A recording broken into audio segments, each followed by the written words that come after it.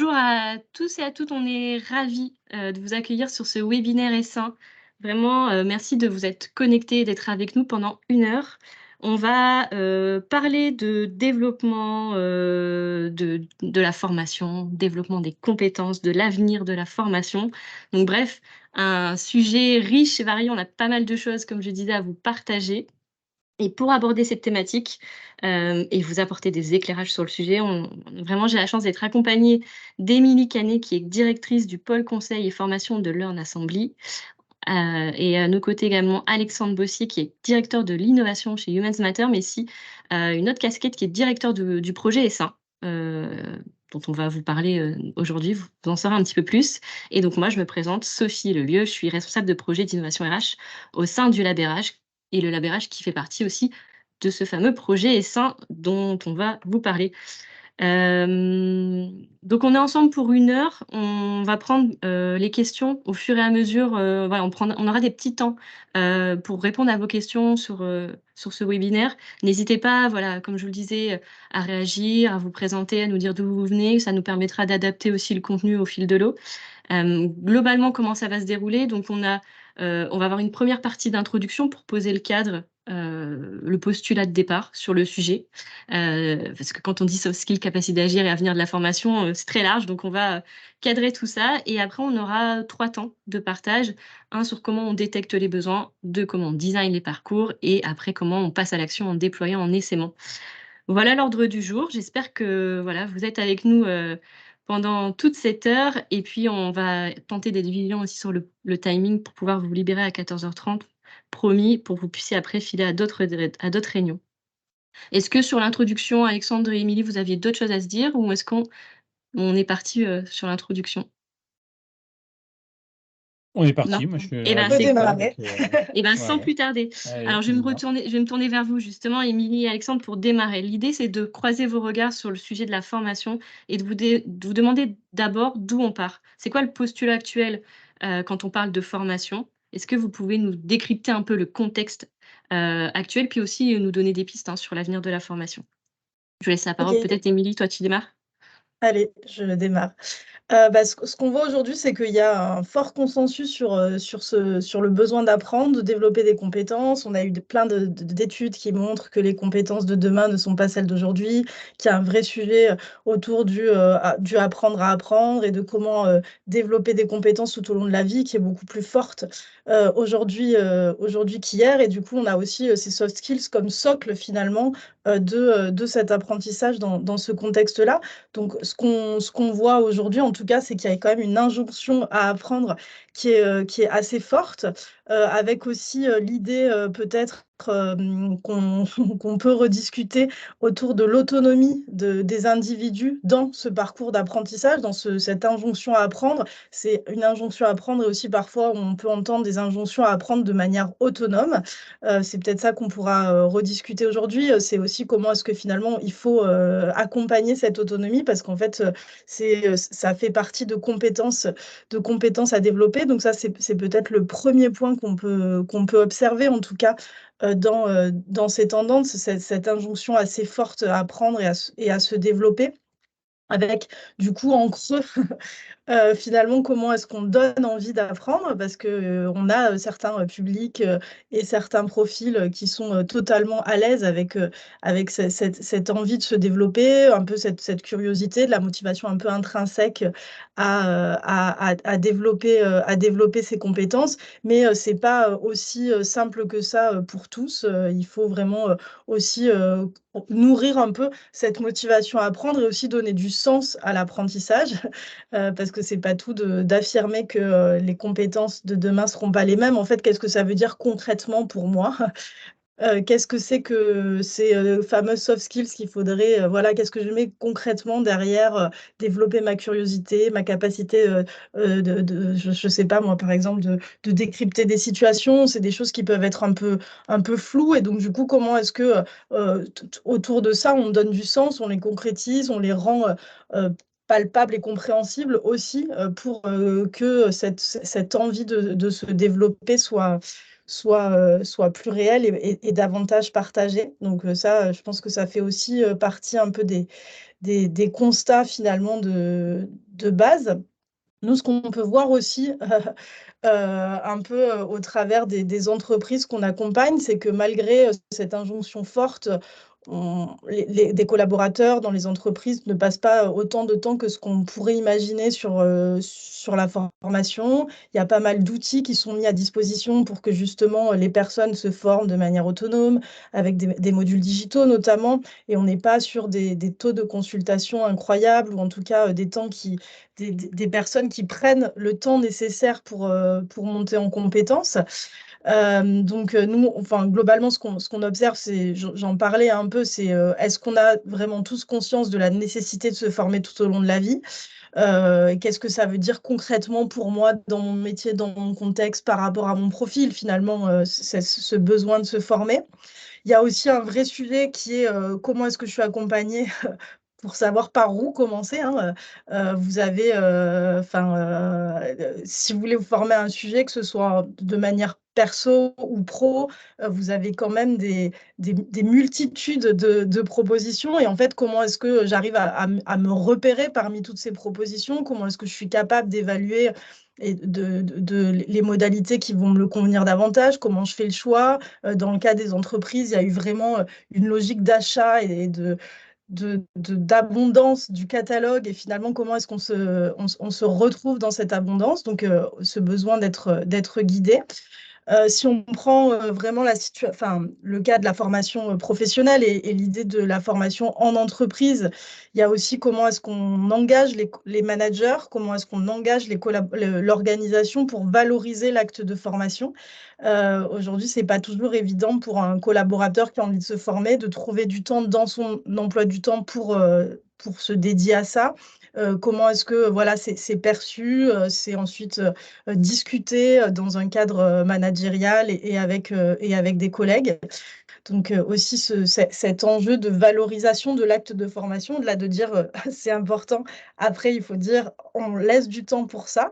Et donc, le dernier point qui est aussi, autour de cette question, qui est: quel est le temps nécessaire pour se former? Voilà, moi le mobile learning, je trouve ça super, et le rapid learning aussi, mais après, il y a aussi des sujets sur lesquels on ne peut pas se former rapidement. Il y a des choses qui prennent du temps. Si on parle là plus particulièrement des soft skills, c'est vraiment des enjeux comportementaux, qui s'apprennent pas en répondant 3 quiz. Donc, il y a bien, cet enjeu.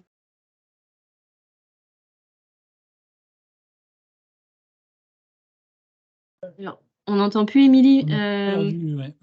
On t'a perdu, Ah! Émilie. Ah, Ah, ça y c'est est, bon. c'est bon, On c'est revenu. OK. Si tu veux juste reprendre sur le dernier point que tu évoquais, Ouais. c'est la dernière phrase. Du coup, c'était, ouais, sur le temps et la nécessité, d'avoir, le temps dédié, et la prise en compte du temps. Peut-être si on regarde et on fait un petit zoom sur ce sujet du temps, il va y avoir aussi, enfin, finalement, la question du apprendre et du temps d'apprentissage. Il est vraiment lié aussi aux impacts plus globaux des évolutions du travail et des modes de travail. Enfin, l'idée finalement, par exemple, d'une option comme le télétravail, c'est aussi des temps un peu différents où on peut avoir, une autre capacité de concentration, et qui peuvent favoriser, effectivement, un temps d'apprentissage. Donc finalement, le monde du travail évolue, et ça aussi, ça peut avoir un impact, clair sur les conditions, et les modalités d'apprentissage. Voilà, et peut-être aussi une tendance, qui peut être intéressante, c'est aussi le retour aux métiers artisanaux aussi, et l'idée, peut-être de certaines personnes qui souhaitent un peu aborder, aussi, le sens du travail un peu différemment, qui rebousculent un peu, les conditions d'apprentissage. Donc voilà un peu pour donner quelques premières tendances, en tout cas introductives, avant qu'on rentre dans, le détail sur chacune des parties que tu as annoncées, Sophie. Top. Est-ce que toi, Alexandre, à ce stade, tu voulais compléter, préciser d'autres points? Oui, peut-être, Ouais. en fait, je pense qu'il y a un véritable enjeu d'apprentissage pour tous les acteurs de la formation, en fait, pour toutes les parties prenantes de la formation, que ce soit les apprenants, donc ça c'est à peu près évident, mais aussi les formateurs, les concepteurs pédagogiques, les financeurs des formations, etc. Donc effectivement, dans le cadre de ce projet Essaim, voilà, que je dirige, qui est un projet qui est inscrit dans France 2030, hein, donc qui est cofinancé par l'État, et qui porte sur l'essaimage, hein, d'où le nom du projet, l'essaimage de pratiques pédagogiques innovantes qui visent le développement des soft skills. On se rend bien compte que l'enjeu d'apprentissage de nouvelles pratiques pédagogiques concerne en fait tous les acteurs de la formation. Donc ce n'est pas qu'une question d'amener des nouvelles modalités ou des nouveaux contenus aux apprenants, mais c'est aussi une question d'apprentissage et donc de transformation des pratiques de la part de l'ensemble des parties prenantes. Et voilà. Et donc, de notre point de vue, il y a eu une grande vague, donc, qui est toujours en cours, hein, de digitalisation des contenus, d'innovation dans les modalités pédagogiques, et que là, de notre point de vue, il faut plutôt entrer à fond en fait dans une vague vraiment de transformation des pratiques, d'évolution des pratiques, qui remet vraiment l'accent sur, en fait, sur l'expérience d'apprentissage, sur ce qui fait qu'on est capable d'apprendre, ce qui fait qu'on est motivé et capable d'apprendre, plutôt que sur continuer de faire grossir les catalogues de contenu, ou les propositions pédagogiques portées par des startups EdTech ou autres. La clé pour nous maintenant est vraiment celle de créer des conditions pour qu'on puisse apprendre autrement, non pas pour le plaisir d'apprendre autrement, mais parce qu'il y a un fort consensus sur le fait qu'il faut apprendre de nouvelles choses. Et en l'occurrence, ces nouvelles choses, donc qu'on peut qualifier de soft skills, sont des choses qui ne s'apprennent pas comme retenir du savoir, des procédures ou autres.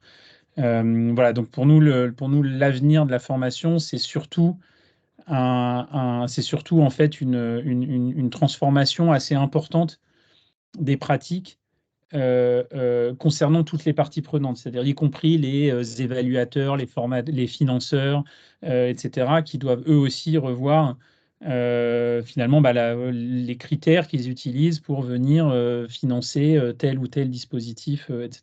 Voilà. Super, Donc, merci à il y vous a du deux boulot, quoi. pour ce premier cadre, voilà, qui nous pose en tout cas le contexte sur les enjeux. Ce que je vous propose, c'est de passer effectivement à la première partie. Donc une fois effectivement qu'on a posé ce contexte sur les enjeux, sur l'avenir de la formation, il y a un point effectivement qui semble important, hein, c'est la détection et l'identification des besoins. De quoi parle-t-on en termes de compétences? Et je vous laisse, Émilie et Alexandre, prendre la suite pour nous expliquer ce point. Bah, déjà, le point qu'on voulait partager, c'est qu'effectivement, exprimer son besoin de monter en compétence, c'est déjà une compétence en soi, qui est une compétence qui est clairement à développer, parce que déjà, si on prend notre modèle éducatif, on ne nous a pas trop appris pendant de longues années à exprimer quoi que ce soit sur son besoin de monter en compétence. Donc en fait, sur ces enjeux-là, d'autant que c'est sur des matières, ou enfin en tout cas des choses sur lesquelles on n'a pas une totale compréhension, il y a un vrai sujet d'être capable finalement de s'évaluer, de s'auto-évaluer, d'accepter des regards des autres sur son propre besoin de monter en compétence, et d'être capable effectivement de l'exprimer avant même de se lancer ensuite dans la montée en compétences en tant que telle. Mais ça, c'est clairement un vrai enjeu, et aussi dans le design et dans l'expérience d'apprentissage dont tu parlais, Alexandre. Finalement, c'est aussi le point de départ de cette expérience, que d'avoir conscience de son besoin, avoir conscience de son incompétence ou de son besoin de monter en compétences, pour rentrer dans l'expérience d'apprentissage avec aussi une envie, une motivation et quelque chose de positif au démarrage même de cette expérience.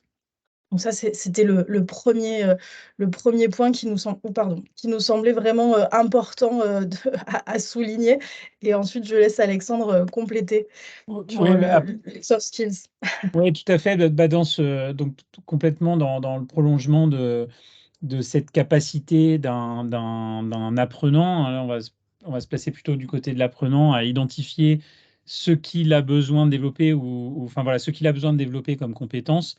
Donc voilà, nous, dans le cadre de ce projet Essaim, encore une fois, tout l'objet est de trouver des manières de déployer à plus grande échelle des pratiques pédagogiques innovantes qui cherchent à développer les soft skills.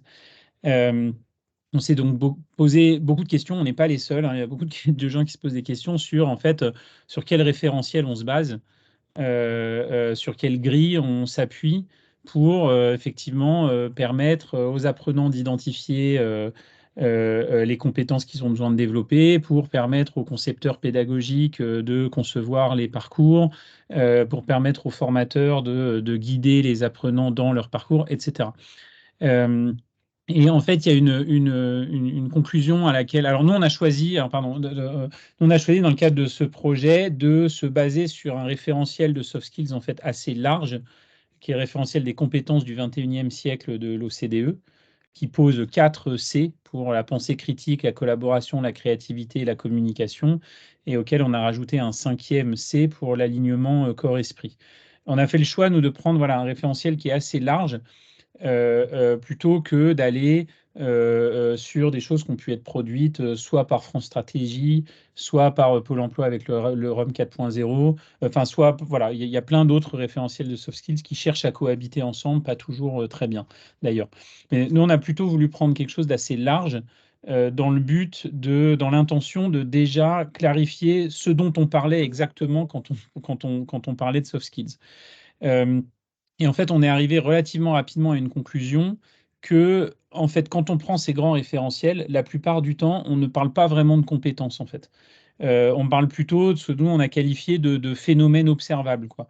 Donc, si je prends un exemple très concret, hein, quand on met dans un référentiel soft skills la curiosité, voilà, le fait d'être curieux, bah, il se trouve qu'en fait, être curieux, c'est être curieux dans une situation donnée. Donc c'est quelque chose qui relève du phénomène ou de la manifestation observable. C'est-à-dire quelqu'un va montrer par son comportement qu'il est curieux dans une situation donnée. Mais c'est pas vraiment une compétence, quoi. C'est ce qu'il a montré dans cette situation.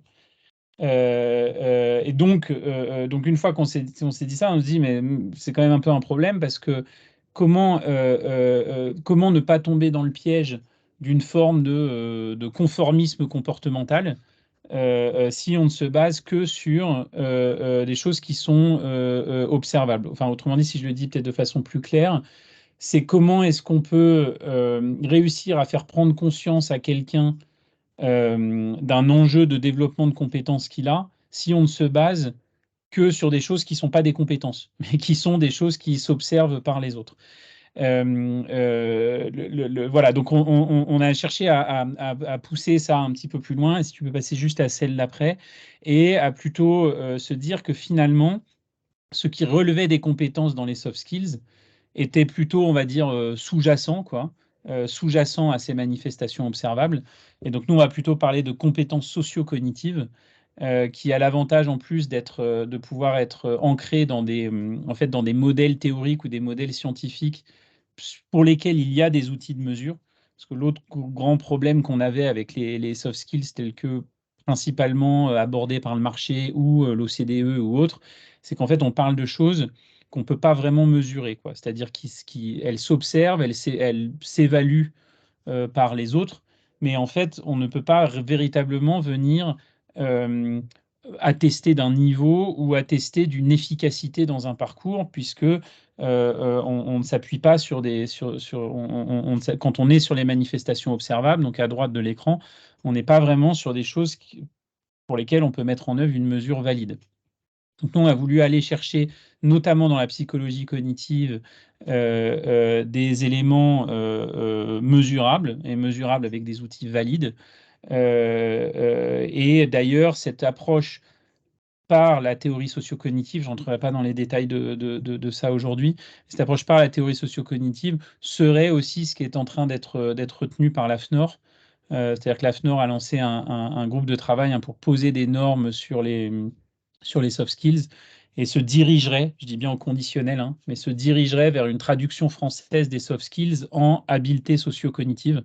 Donc voilà, donc on est bien dans cette même dynamique. Si tu passais juste après, je vais essayer d'être rapide, hein. Donc voilà, donc ce qu'on met dans ce projet Essaim, et vraiment, ça nous donne un cadre pour permettre à des individus, à des apprenants d'identifier leurs besoins, mais aussi à des concepteurs pédagogiques d'identifier les besoins des groupes d'apprenants qui cherchent à accompagner. C'est bien d'aller sur une approche du développement des soft skills par cette capacité d'agir. Alors, c'est quoi cette capacité d'agir? C'est celle juste après, voilà. Ça va vraiment être, donc c'est quelque chose qui est ancré dans cette théorie socio-cognitive, et c'est vraiment la possibilité pour une personne, bon je lis là, hein, possibilité pour une personne d'agir sur elle-même et sur son environnement. Et c'est vraiment une compétence qui est dynamique, qui peut évoluer, qui s'acquiert et qui va surtout avoir un effet très important en apprentissage, ce qu'on appelle l'apprenance, c'est-à-dire en gros la capacité d'apprendre, hein. Et on va pouvoir du coup diriger en fait des efforts pédagogiques vers non pas l'acquisition de savoir, mais le développement des capacités à apprendre, donc autrement dit de l'apprenance.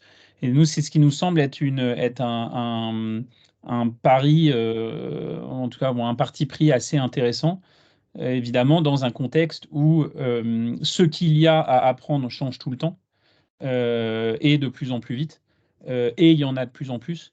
Et donc, ce qui nous paraît plus durable en termes de compétences à développer, c'est plutôt voilà, des capacités relatives à l'apprentissage lui-même et non pas au contenu de l'apprentissage.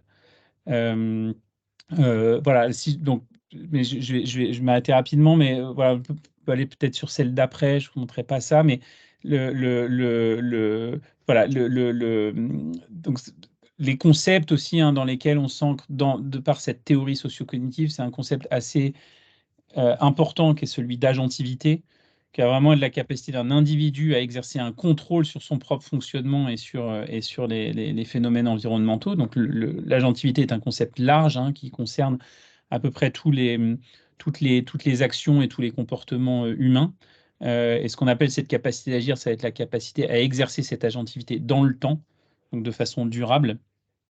Et donc, dans le cadre de ce projet Essaim sur les soft skills, on va spécifier cette agentivité sur l'apprenance, donc qui est la slide juste après. Voilà, en disant finalement, l'apprenance, ça va être vraiment la capacité d'un individu à exercer un contrôle sur son propre apprentissage et sur les phénomènes environnementaux qui conditionnent cet apprentissage. Et donc, ce que l'on va nous considérer comme être le cœur du développement des soft skills ou le cœur du développement de ces nouvelles compétences, bah, c'est en fait une capacité d'apprendre qui est en fait la capacité à exercer son apprenance dans le temps. Et voilà, si tu veux passer juste à celle d'après. Voilà. Et alors, la difficulté, c'est que c'est quelque chose d'assez complexe.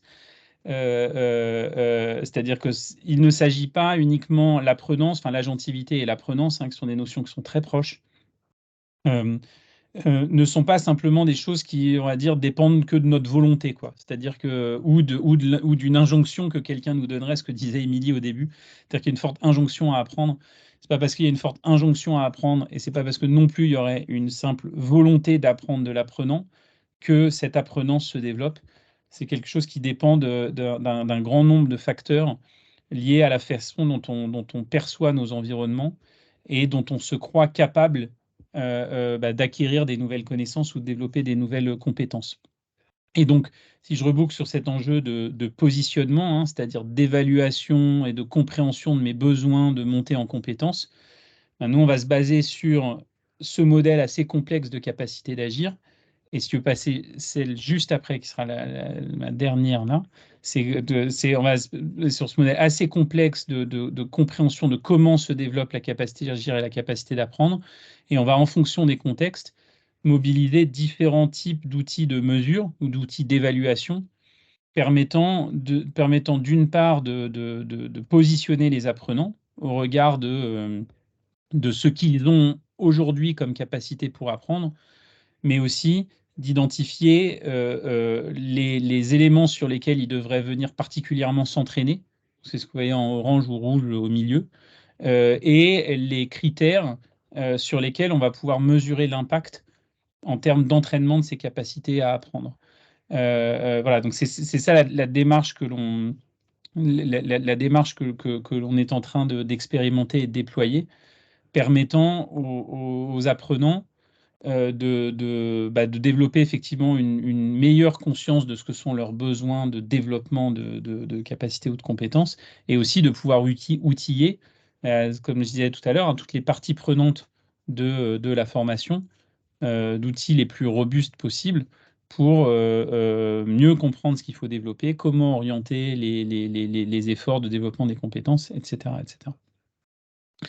Mais c'est un sujet qui est compliqué quand même, hein. Là, on s'attaque en fait au sujet du développement des capacités humaines et non plus uniquement à l'efficacité enfin, pas uniquement à contrôler que des connaissances ont été bien acquises. À partir du moment où on rentre sur le sujet des soft skills, on rentre sur comment on oriente le développement de capacités humaines, en fait. Donc, c'est nécessairement un sujet qui est complexe puisque l'être humain l'est lui-même profondément, en fait. Merci Émilie et Alexandre pour cet éclairage. Est-ce qu'il y a déjà des réactions? Alors n'hésitez pas, si vous souhaitez réagir ou poser des questions sur ce sujet des soft skills, des comportements, des compétences socio-cognitives, la capacité d'agir. N'hésitez pas à nous poser vos questions, sinon on va continuer et on pourra reprendre un temps par la suite si d'autres questions vous viennent. Pas de réaction pour l'instant. Bon, ce que je vous propose, c'est d'avancer. Ok, donc on a effectivement mieux compris, en tout cas, quelle était l'importance en fait de cette détection et définition en fait des compétences et du besoin en compétences. La question effectivement qu'on souhaite aborder pour la suite de ce webinaire, c'est de dire, maintenant concrètement comment designer et intégrer en fait toutes ces notions dans des parcours de formation. Et je te laisse la main, Émilie, peut-être déjà pour nous parler un peu du contexte voilà, entre achat, formation digitale, etc. Il y a pas mal de choses qu'on peut évoquer sur le sujet. Ouais, déjà peut-être un constat, c'est que le digital fait qu'il y a eu quand même, cette question des soft skills, elle est traitée par la tendance à la digitalisation de la formation. Donc il y a quand même des catalogues qui sont conséquents sur ces sujets-là. Donc là, après, on pourrait s'interroger sur l'impact, mais en tout cas, au moins, ça a eu le mérite, je pense, de quand même démocratiser la notion de soft skills, de permettre un accès aux personnes les plus peut-être motivées par ces sujets, de pouvoir s'auto-former, s'interroger en tout cas sur ces pratiques. Donc nous quand même, ce qu'on peut observer, c'est qu'il y a quand même eu cette ouverture de l'offre digitale à ces sujets et qui a quand même de bonnes propriétés, au moins pour faire parler du sujet et le mettre aussi en tout cas comme un sujet incontournable. Voilà, après, la vraie difficulté aujourd'hui, c'est la mesure de l'impact des formations sur les soft skills. Déjà, la mesure de l'impact en général de la formation est très complexe, hein. On peut, le fameux ROI de la formation dont tout le monde rêve et qui est finalement assez complexe à toucher vraiment du doigt ou faire de manière. Enfin voilà, on ne peut pas trop considérer que la formation seule a des impacts. C'est après la formation et après le transfert en situation de travail qui fait que, et comment est accompagné ce transfert en situation de travail qui fait que la formation, pour moi, sera impactante. Donc, il y a aussi un vrai enjeu déjà dans le cadrage et dans le design ensuite des parcours, à essayer quand même de mettre au cœur ce sujet de finalement, c'est quoi l'évolution des comportements attendus au travers de la formation? Qu'est-ce qu'on devrait pouvoir mesurer? Même si après la formation n'est pas responsable de toutes ces observations et toutes ces transformations, mais en tout cas va y contribuer. Donc, il y a aussi un vrai enjeu qui explique aussi parfois potentiellement des réticences à investir plus largement, parce que justement on n'est pas aussi confiant totalement dans les dispositifs proposés, dans cette logique vraiment transformationnelle des individus dont tu parlais, Alexandre. Donc voilà, donc ça, pour nous, ça reste encore un vrai challenge de se demander comment est-ce qu'on mesure cette évolution des comportements, cet impact, d'autant quand là, on est vraiment sur des choses macro, quoi. Enfin, l'idée d'être capable d'apprendre en continu, voilà, c'est d'autant plus difficile à mesurer que une simple compétence, quoi. Méta, voilà, c'était ça le mot, pas macro que je cherchais.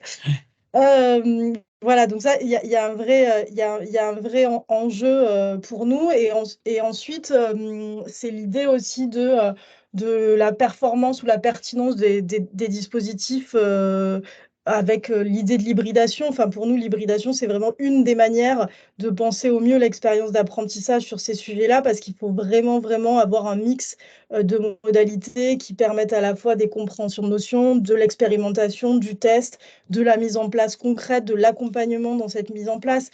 Donc là, on voit que sur ces thématiques-là, l'apprentissage entre pairs, le coaching, le mentorat, le tutorat, toutes ces pratiques-là, elles sont vraiment nécessaires. Les temps de réflexivité aussi à intégrer finalement dans le parcours d'apprentissage, dans l'expérience d'apprentissage sur ces thématiques, il est complètement incontournable. Et donc ça nécessite de designer finement un peu des parcours en tirant le meilleur de toutes les modalités, qu'elles soient digitales ou non, distancielles ou non, enfin synchrone, asynchrone, enfin dans tout le champ possible de ces modalités, justement pour accompagner les individus dans cette montée en compétences particulière sur cette thématique des soft skills. Donc ça c'était, je pense aussi, c'est vraiment un point qui est différenciant dans un parcours de formation qui a du sens, qui est pertinent au regard de l'enjeu. Voilà, et également dans ce parcours hybride, introduire des moments d'évaluation, quels qu'ils soient, hein, de l'évaluation individuelle, l'évaluation par les pairs aussi, mais que finalement l'évaluation soit aussi intégrée dans le design même du parcours de formation, de l'expérience d'apprentissage. Oui, alors peut-être effectivement, je vais revenir là-dessus, mais pour moi, une des clés, c'est je vais dire des choses qui sont vraiment assez bateaux et qui relèvent du bon sens, hein, mais c'est que les parcours de formation s'assurent qu'ils répondent vraiment à des besoins des apprenants. C'est-à-dire qu'en fait, on est quand même dans des contextes de surcharge informationnelle, etc. Ce qui fait que à partir du moment où on reste dans des objectifs de conception, enfin des approches de conception pédagogique, où finalement on détermine les objectifs pédagogiques pour les apprenants, pour et à la place des apprenants, sans forcément aller s'ancrer dans ce que sont leurs besoins opérationnels concrets dans ce qu'est leur vie quotidienne, hein. D'ailleurs, que ce soit une vie d'étudiant, de salarié, de demandeur d'emploi, etc. On prend, de mon point de vue, le risque de n'absolument pas activer des compétences qui soient transférables, quoi. C'est-à-dire qu'en gros, on crée des espaces isolés de la vie réelle des apprenants, dans lesquels on essaye de faire en sorte qu'ils apprennent des choses, mais en gros en faisant un espèce de pari à l'aveugle, hein, sur le fait que ça va se transférer dans leur vie réelle. Donc pour nous, les approches de design pédagogique, elles doivent de plus en plus prendre en compte ce que sont les contextes réels ou écologiques, voilà, si je parlais comme un scientifique, hein, donc c'est les contextes écologiques des apprenants, plutôt que de considérer que la formation se passe dans un espace-temps qui est déconnecté de la vie réelle des apprenants. Donc là, je peux citer peut-être un exemple concret, parce que peut-être besoin un peu enfin voilà, je peux citer un exemple concret, mais par exemple, on a donc toujours dans le cadre de ce projet Essaim, on a travaillé là, on travaille depuis à peu près un an avec le CNAM en Grand Est, qui est le regroupement de 12 écoles d'ingénieurs du CNAM dans la région Grand Est. Et on a travaillé sur les 2 dernières années du cycle ingénieur sur 6 filières métiers et dans les filières qui sont en apprentissage. Et donc, il y avait des gros enjeux relatifs aux soft skills, hein, notamment sur les compétences de communication des alternants vis-à-vis de leur maître d'apprentissage, leur tuteur pédagogique, etc. Et donc, nous, notre démarche, plutôt que de prendre un référentiel soft skills et faire de la conception pédagogique en se disant, voilà, tous les modules qu'on pourrait faire, ou voilà les défis qu'on pourrait faire, ou voilà les formats d'AFEST, d'action de formation en situation de travail qu'on pourrait faire, et on a surtout commencé à faire une enquête terrain, en fait, au sein de ce qu'on appelle ce triangle de l'apprenance. Donc, l'étudiant, le maître d'apprentissage en entreprise et le tuteur pédagogique à l'école, pour comprendre finalement ce qu'étaient leurs besoins en termes de communication. De quoi ils avaient besoin comme circulation d'informations au sein de ce triangle. Et c'est à partir de cette étude-là, on va dire ça comme ça, et de cette enquête sur le terrain, qu'on a fait émerger des besoins auxquels on a répondu par un parcours qui relève d'un parcours de formation. Donc voilà, ça c'est quelque chose d'important. Et pour faire ça, on s'appuie sur ce qui est effectivement montré là à l'écran, qui est ce qu'on utilise comme cadre de conception de parcours pédagogique. Donc là, c'est plutôt des choses qui viennent des neurosciences cognitives. Ce que je montrais avant vient plutôt de la psychologie cognitive. Là, ça vient plutôt des neurosciences cognitives, sur en fait comment se crée de la connaissance, comment s'acquiert durablement de la connaissance dans nos cerveaux, en fait. Et on voit que ce qui détermine tout au départ, et c'est pour ça qu'on appelait ça ancrage au départ, hein, généralement on parle d'ancrage à la fin, nous on parle plutôt d'ancrage au début, en disant finalement comment est-ce qu'on va réussir à mobiliser les capacités attentionnelles des apprenants pour faire en sorte que les expériences qu'on leur fait vivre, donc plutôt dans les phases de transférabilité et transposition, créer quelque chose, créer une connaissance durable. Et la façon dont on va venir mobiliser l'attention va être notamment en faisant le maximum que l'on peut pour proposer des choses qui répondent à des besoins opérationnels que les apprenants ont.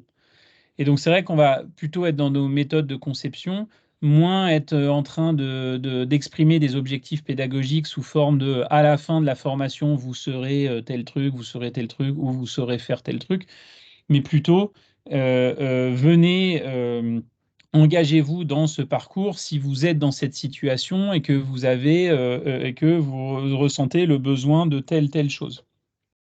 Donc pour nous, ça va être un élément important en termes d'engagement des apprenants dans les parcours et en termes de mobilisation de leur attention, qui va être quelque chose d'absolument essentiel pour qu'il y ait un développement durable de la connaissance. Et après, si tu peux aller sur celle qui est juste après, s'il te plaît, Émilie, merci. Après, voilà, sur les questions d'hybridation des modalités qu'évoquait Émilie aussi, hein, sur le présentiel, le distanciel, le synchrone, l'asynchrone, l'individuel, le collectif, la réflexivité, l'expérientiel, etc. Alors, on est encore un peu en train de se chercher dans la façon de bien les représenter, les parcours, hein. Mais on va plutôt être sur des choses qui ressemblent à ça, c'est-à-dire des parcours qui s'installent dans le temps. Donc là, on est sur un parcours qui peut durer, je pense, celui-ci, qui devrait durer 3 ou 4 mois, quelque chose comme ça, et dans lesquels on va varier les modalités, parfois des choses courtes, par exemple un questionnaire d'auto-évaluation qui va prendre 10 minutes, une newsletter qui prend 15 minutes à lire, des temps collectifs de workshop, en gros, donc des aspects plus expérientiels qui durent plus longtemps, 2 heures, 3 heures, une demi-journée complète, des temps qui vont relever plutôt de l'apprentissage social, typiquement du co-développement, des temps de débrief avec un coach ou quelqu'un qui accompagne, etc. Et donc, on va assembler ces différentes modalités en fonction d'objectifs pédagogiques formulés comme des enjeux de développement et non pas formulés comme voilà, à la fin de la formation, vous serez ça, quoi. Et ce qui fait que c'est à partir de ça aussi qu'on va pouvoir rentrer dans des approches de mesure d'impact qui ne portent pas en fait sur l'acquisition des connaissances, mais qui portent sur le développement des capacités, et donc notamment le développement de cette apprenance avec sa complexité, hein, que j'évoquais avant. Et peut-être dernier point que je peux préciser par rapport à cette notion d'hybridation, parce que là, on est en train de parler surtout d'hybridation des modalités. Et ce qu'on cherche à faire de plus en plus aussi, et on commence à avoir des premiers cas intéressants, c'est en fait ce sont les hybridations hard skills, soft skills, ou les hybridations formation métier et apprenance, et capacité d'apprentissage. C'est ça qui, de mon point de vue, est la cible, en fait. C'est-à-dire dans la cible, de mon point de vue, il n'y a plus de parcours soft skills. D'ailleurs, j'espère qu'un jour, on n'en parlera plus du tout de soft skills. Puisque, en fait, on aura des formations métiers dont l'objectif principal sera de développer des capacités d'apprentissage. Donc, sera de venir travailler sur, effectivement, des compétences plus transverses ou plus méta, comme tu évoquais, Émilie. Donc voilà, donc il faut considérer l'hybridation sur deux plans, en fait. L'hybridation des modalités et aussi l'hybridation des intentions pédagogiques, en disant on peut tout à fait, dans le cadre d'une formation métier, et dans le cadre dessin, on est en train d'avoir des discussions avec des lycées professionnels. Donc, dans le cadre de formation métier, aussi aller travailler sur ces fameuses soft skills à partir du moment où elles sont approchées selon ces capacités d'apprentissage. Super. Merci Émilie, Alexandre pour ces précisions. Moi, je trouve ça personnellement très stimulant intellectuellement, en fait, toutes ces opportunités, cette façon de voir et de construire, de designer en fait les parcours de formation de manière totalement différente qu'on pouvait le faire par le passé. Et la question que je me pose, et je pense peut-être certains d'entre vous vous posent aussi également, c'est comment en fait concrètement on passe à l'action en fait. Comment on va pouvoir euh, travailler et financer, etc., ces sujets-là, les mettre en œuvre au sein des entreprises, que ce soit privées, publiques et dans vos différents écosystèmes. Alors peut-être, Émilie, tu veux Ouais, démarrer? alors effectivement, je peux démarrer.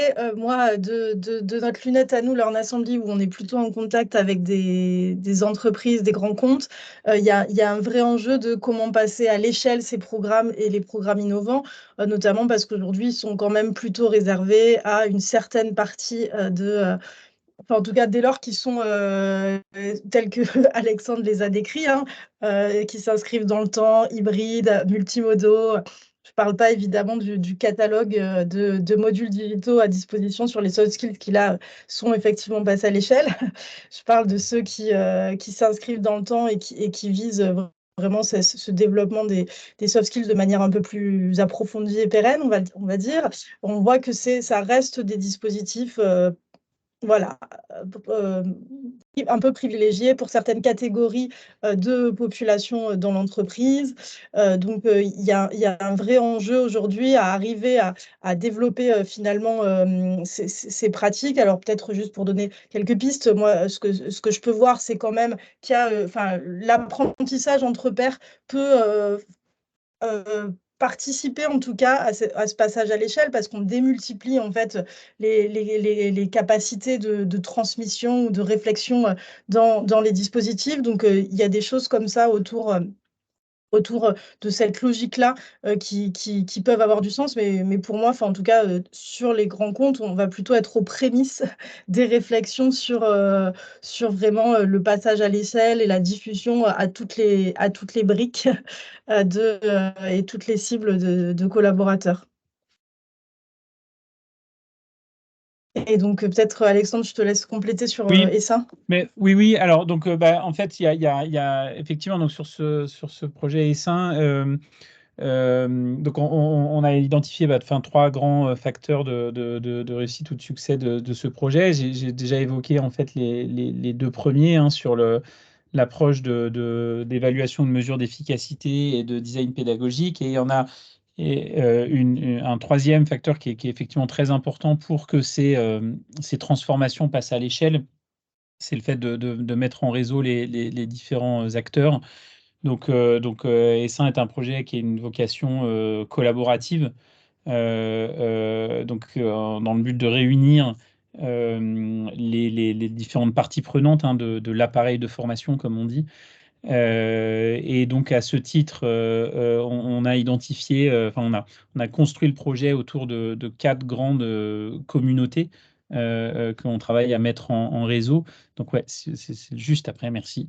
Qui sont donc 4 grandes communautés d'acteurs que l'on anime et que l'on fait se réunir ou que l'on accompagne dans le cadre du projet Essaim. Je vais surtout parler enfin, je vais commencer à parler par les deux qui sont au milieu. Donc une communauté qu'on appelle des sémeurs. Donc on vise d'en accompagner une cinquantaine sur la durée du projet. Donc pour info, Essaim est un projet qui dure 3 ans. On est un tout petit peu plus d'1 an de projet maintenant. Et donc on a l'objectif d'accompagner 50 SMER qui sont en fait des personnes qui s'engagent dans le fait d'initier et de mettre en œuvre des projets d'essaimage, c'est-à-dire d'expérimentation et de retour sur ces expérimentations de modalités pédagogiques innovantes qui visent le développement des soft skills. Donc aujourd'hui, il me semble que l'on a d'ores et déjà embarqué entre 35 et 40 de ces essaimeurs qui suivent en fait un parcours euh, de plusieurs mois par promo de 10. Donc on est en fait, quand je vous disais au début que l'avenir de la formation, c'est l'apprentissage de toutes les parties prenantes, ben, en fait, ces essaimeurs, on les accompagne dans un parcours qui est apprenant, dans lequel on leur transmet, enfin le consortium du projet Essaim leur transmet un certain nombre voilà, de modèles, d'outils, de retours d'expérience, etc. Et puis, on travaille donc à mettre en réseau ces différents acteurs, notamment au niveau des essaimeurs. Donc, on doit, il me semble, en avoir euh, recruté, ou en tout cas embarqué avec nous aujourd'hui entre 35 et 40. Ça veut dire qu'il reste quelques places. Donc, vous pouvez tout à fait manifester votre intérêt si ça vous intéresse. Et l'autre communauté importante enfin centrale, parce qu'elles sont toutes importantes bien sûr, mais centrale dans ce dispositif d'essaimage. Donc c'est ce qu'on appelait designer facilitateur pour euh, embarquer aussi bien les rôles de conception pédagogique que de facilitation ou accompagnement de parcours. Et où là, on travaille donc avec un certain nombre, on va dire, de bêta-testeurs en termes de conception pédagogique pour construire une plateforme en fait qui sera aussi bien un recueil de ressources qualifiées en termes de contenu ou d'expérience visant le développement des soft skills que d'outils de conception et de suivi de l'efficacité des parcours. Et donc ça, enfin, c'est le cœur du projet que de pouvoir équiper ces designers facilitateurs, comme on dit, en ressources et en outils, leur permettant de gagner en efficacité dans le développement des soft skills. Et puis après, on a deux autres communautés. Une communauté d'ambassadeurs là qui sont plutôt des réseaux d'acteurs institutionnels avec lesquels on travaille ou on échange pour faire valoir le plus possible ce modèle de développement des soft skills et même cette approche qu'on va dire sur base de données probantes pour le développement des soft skills. Et puis tout à droite, donc une autre communauté qu'on appelle une communauté de partenaires d'expérimentation, qui sont ceux avec lesquels on mène des expérimentations. Je citais le CNAM en Grand Est tout à l'heure. Il y en a d'autres, bien sûr, des entreprises aussi, qu'on accompagne et qui nous accompagnent dans le projet pour expérimenter ces modalités, expérimenter ces façons de mesurer l'efficacité et donc enrichir le modèle en permanence. Mais voilà, c'est un projet à vocation collaborative, donc ces communautés sont ouvertes et on est là pour recueillir vos envies, vos propositions de contribution, etc. Oui, d'ailleurs, j'en profite, n'hésitez pas si voilà, vous trouvez effectivement qu'il y a des synergies, des choses qui seraient intéressantes à faire au niveau de vos écosystèmes vous avez envie d'être accompagné par Essin, mais vous ne savez pas encore sous quelle modalité, quel rôle vous pouvez effectivement embarquer dans cette démarche-là, n'hésitez pas à nous écrire, à nous solliciter, on vous répondra avec plaisir.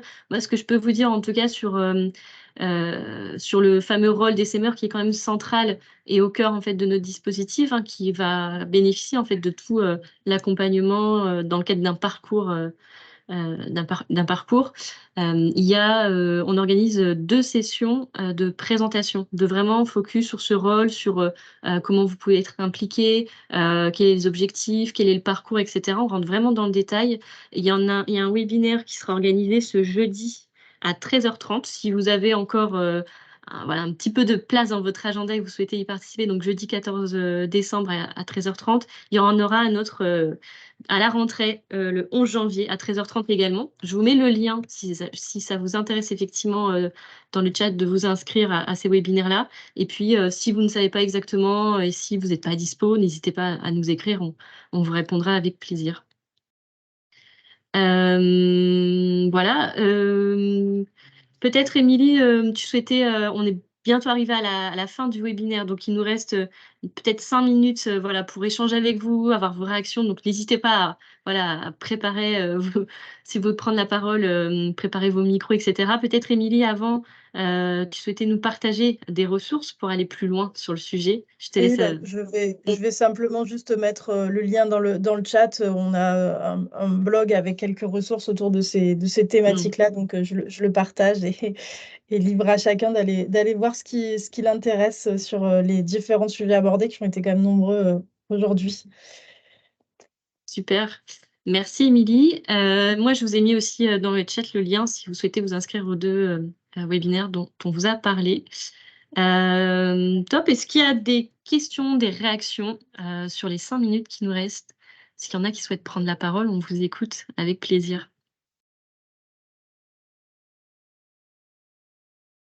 Pas forcément de questions à ce stade.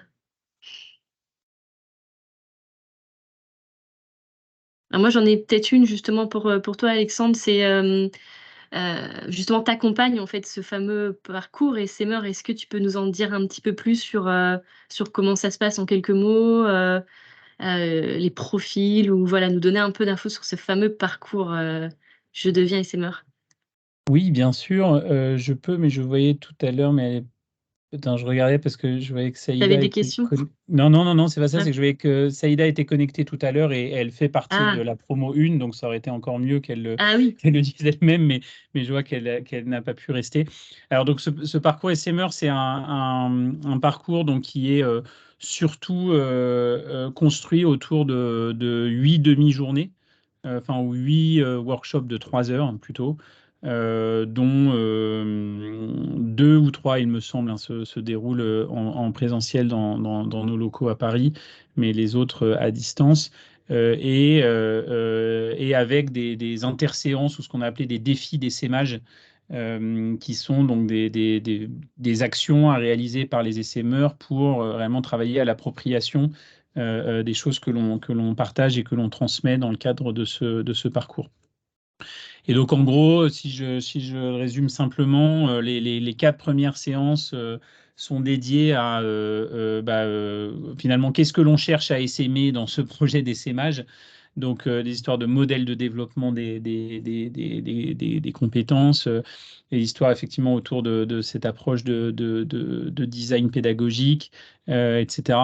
Et puis, les 4 dernières séances sont plutôt dédiés à comment on essaime, en fait, et notamment avec des constructions de stratégies relationnelles et d'accompagnement des essaimeurs sur leur propre réseau et sur leur propre capacité à faire émerger des projets d'innovation dans leurs écosystèmes.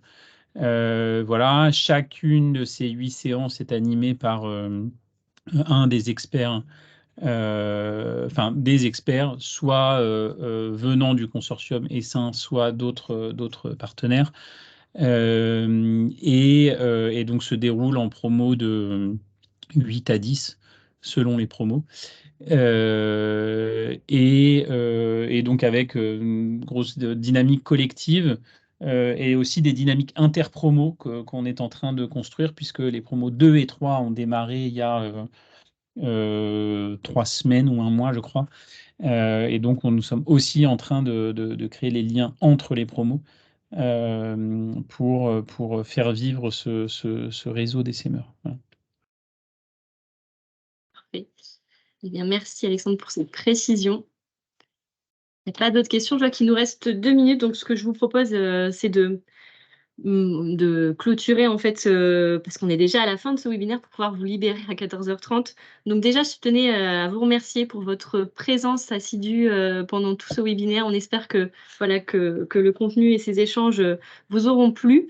Donc pour rappel, peut-être 2 choses sur Essaim. Si vous souhaitez nous suivre et suivre surtout notre actualité, les expérimentations qu'on mène, etc., n'hésitez pas à nous suivre sur la page LinkedIn d'Essaim. Je pourrais vous remettre le lien si vous voulez via le chat.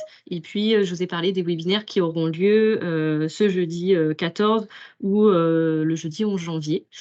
Voilà, en tout cas, merci beaucoup, Émilie et Alexandre. Peut-être vous voulez dire un mot pour conclure. N'hésitez pas, si Émilie, tu as autre chose, effectivement. On peut aussi vous suivre, hein, Learn Assembly sur LinkedIn pour suivre votre Tout à actif, fait. ça c'est chouette. Non, pas de mots en plus. Top. Et on vous Un beau conseille défi. vivement de Merci suivre beaucoup. Learn Assembly sur LinkedIn et de lire les Learn Assembly Papers et tout ça. Pardon, Isabelle, je vous ai coupé. Donc, je disais merci beaucoup parce qu'effectivement, nous, dans notre quotidien d'organismes apprenants, en fait, hein, et de formation, mais pas que aussi, on entraîne une communauté de managers. Et c'est vrai que ce sont des questions qu'on se pose au quotidien, cette question de l'ancrage, de l'accompagnement. Donc, voilà, c'était très intéressant. Je pense que ça peut nous ouvrir des perspectives. Merci bien. Merci à vous. Merci à vous tous pour votre participation. On vous enverra aussi les replays. On espère à très vite sur d'autres webinaires ou en tout cas d'autres échanges autour de la formation d'Essaim. Merci Émilie, Alexandre, merci à tous. Merci beaucoup. Merci à vous. À bientôt. Merci à toi, Sophie. Bonne journée. À bientôt. Au revoir. Au revoir.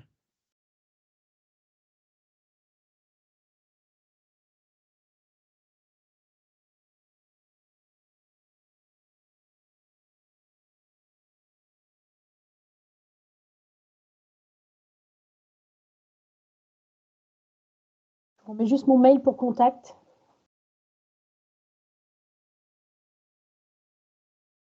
Oui, Émilie. Isabelle, oui, c'est ça. Oh, excusez-moi, je vous disais juste que je vous Pas de mettais mon souci. mail pour contact parce que vous aviez peut-être le mail de notre délégué général. Mais donc, Ok. moi, je suis plus sur la partie formation. Mais de toute façon, j'ai prévu d'en échanger avec lui. Donc, voilà, je vous mettais juste mon Parfait. mail. Hein. Ok, c'est noté. À bientôt. Merci beaucoup. beaucoup. Au revoir. Au revoir. Bon après-midi. Merci vous aussi.